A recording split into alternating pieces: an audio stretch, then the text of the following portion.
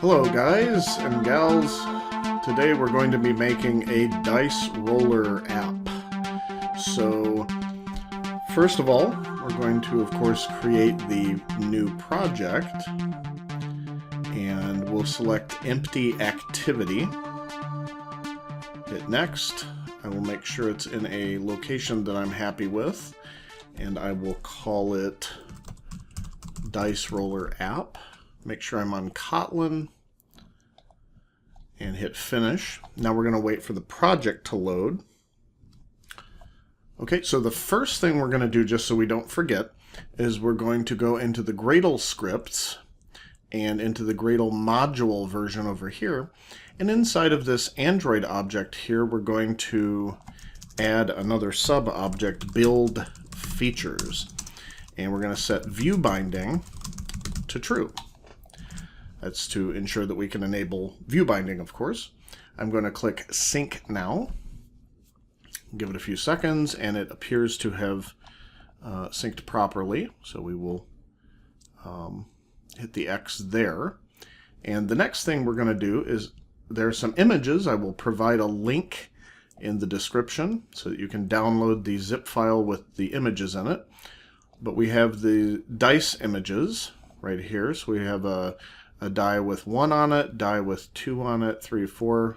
Although their names are dice, I guess they're technically die since there's going to be 1 displayed at each time. I'm going to copy those and go into our resources drawables here, and Control V, I'm hitting paste, and we're going to paste them there. And there we go. We've got dice 1, dice 2, dice 3, dice 4, dice 5, and dice 6. And those will be used for our tip calculator when we, or not our tip calculator, I'm sorry, once we get our dice roller. My head was in the other app we worked on before. Let's go to the activity main XML here. And I'm going to delete this text view that's currently in there. And again, if you see both the design and blueprint like this, and you just want one of them, you can go to this little widget up here and select either. So you can do design or blueprint. I usually just keep it on design most of the time, and it works pretty well. So I'm going to put an image view first, and then we're going to put a button. It's going to be very, very simple. Under, see, widgets, I'm going to look for image view. It's near the top. I'm going to put it kind of up here, and I'm going to select the dice 1 for the first image, and we'll use constraints in just a minute, and then I will drag a button onto here. And first things first, I'm going to take this dice here, die here, image, and then I'm going to constrain it in the center with opposing constraints on either side. We'll move the button out of the way for now. Opposing constraints on either side, but I don't want it really 50%. I don't need it 50%. So I'll actually put a constraint bias so that it is moved up a little bit closer to the top. Maybe 25 is good. And then we'll put the button below it. For the button, I will actually center it horizontally using opposing constraints. And then what I'm going to do is I'm going to have its vertical constraint on the top attached to the bottom of this die. Okay, then I'm going to put, say, 32 as the margin. That's pretty good. I could make it a little bit more if I don't like that, maybe 64 or something like that. That seems better. So we'll leave it like that. Now, what I need to do is I need to give these names and maybe clean up some of the data on them. I'm going to change the ID of this button to btn roll die. DIE is the singular for dice. I will click refactor. And then I'm going to go looking for the text that we have on this. So I could search for it or just scroll down to it where it says the text. And you could actually click the little item here and add a string resource, like a string value. And I could do that. I'll do that right now, and I'll just say, we'll call it BTN or roll button text or something like that. And it'll just say roll on it and hit OK. So the advantage we get to that is, oops, I guess we have to put string/roll button text, or roll button text. There we go. The advantage we get with using a string resource over hard coding our text here is that if we wanted to internationalize it or swap out a new set of string resources, it could automatically pick up those resources as long as the names are the same, like the resource names are the same.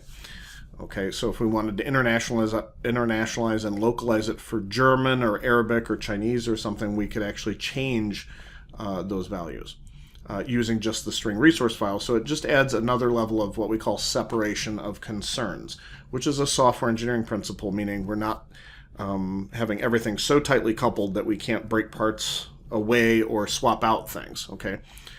The next thing we're going to do is we're going to give this die a name. I will call it IV die because it's an image view, and it represents the different die values. And then I think that should be it. We could run this just to test it, to make sure that it looks decent, and should load any second now.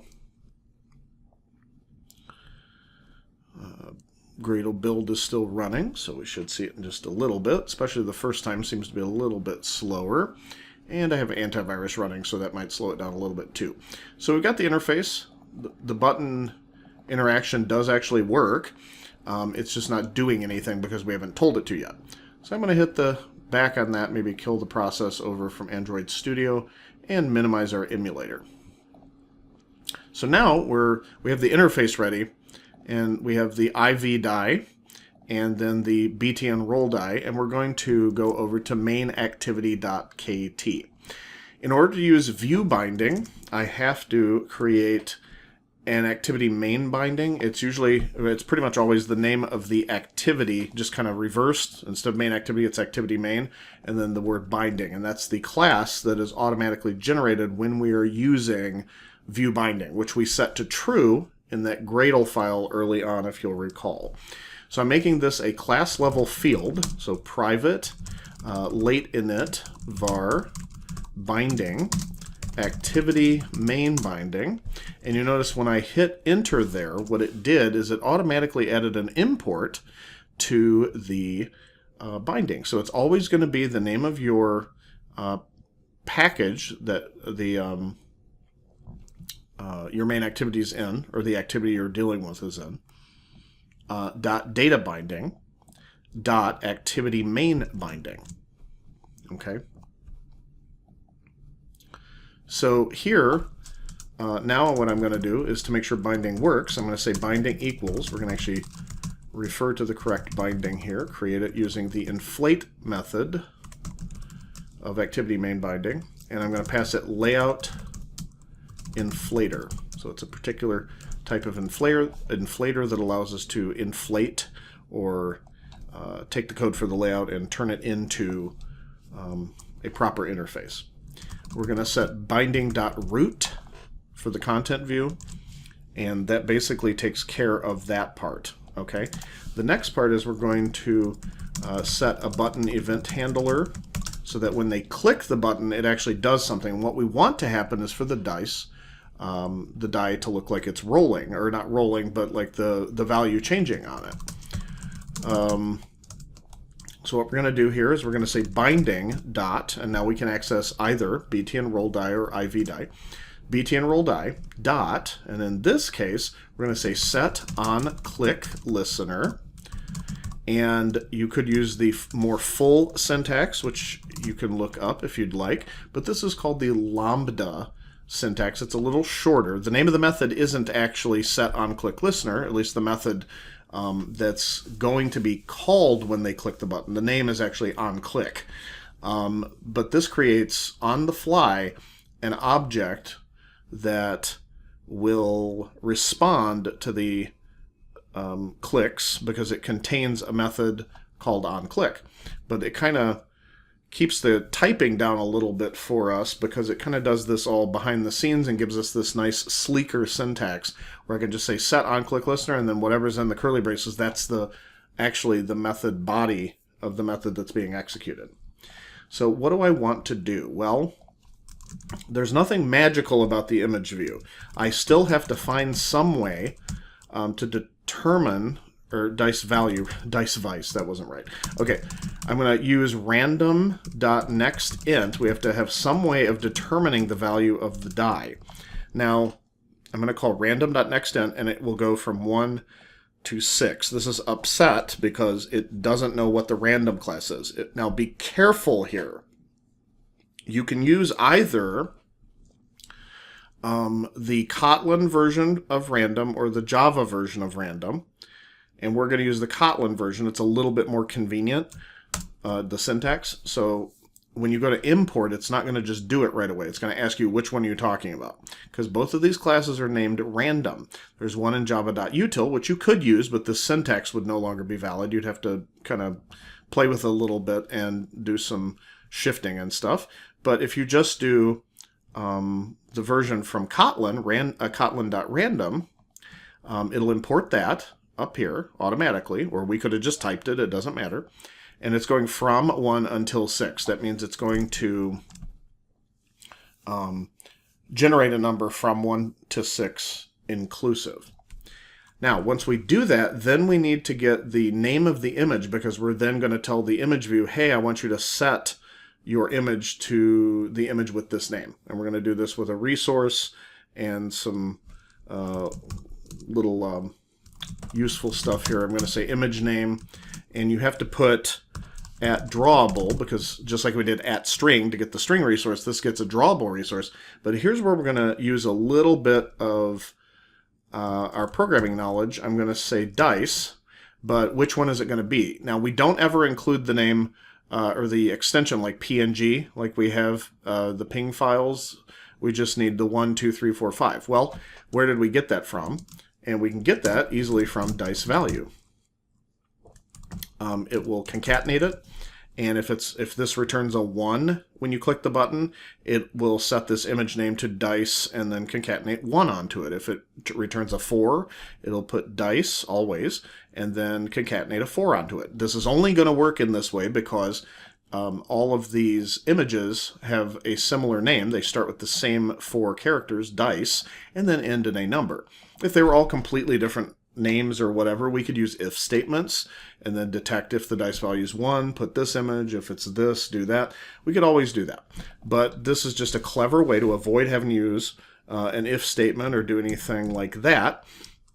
The next thing we have to do is we actually have to retrieve the resource ID, which is just going to be an integer, but the system knows what that ID is.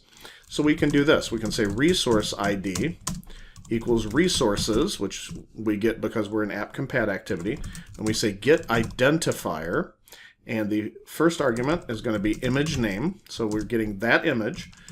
It's a drawable element. We don't necessarily need that. We could put null and it will still probably work. And then we need the name of the package. The easiest way to do the name of the package is just to type get package name. Okay, so we could do that. I'm going to just hit enter to kind of let that be the third argument there, but a little more inside the boundaries here. So we're going to say end of set on click listener for the BTN roll die. All right, so good. Now we have the resource ID, but now we have to tell the image view to set its image resource to that particular ID representing that image. So I'm going to say binding.ivDie.set image resource, and then pass it the resource ID, which is really just an integer.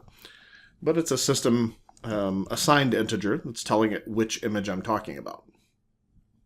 All right, so let's give that a shot. I'm going to run the app again, and this time we should see, we do see the die and the roll button. If I click it, if I keep clicking it, you'll notice that it is frequently changing the die value. So it's pretty cool, right? So it's doing pretty much what we expect. And I think we have a tiny little logic bug that I'm going to fix here. I think what's going on here, because it's never showing the number 6, it dawned on me that this actually should go from 1 until 7. So it will never actually include 7, but it will go up to 6. So it actually is exclusive of the top bound and inclusive of the bottom bound. So it should go from 1 up to including 6. Let's run it again and see if we can get it to generate a 6 at some point. There you go, right off the bat. Okay, there we go. That's looking better. Now it seems to be working properly. So we should get 6s and things like that occasionally. And we do. We're seeing 6 now. Okay, awesome. All right. So hopefully that was useful for you. And that was just a simple way to show how to get a dice roll app. All right, thanks and see you next time. Bye-bye.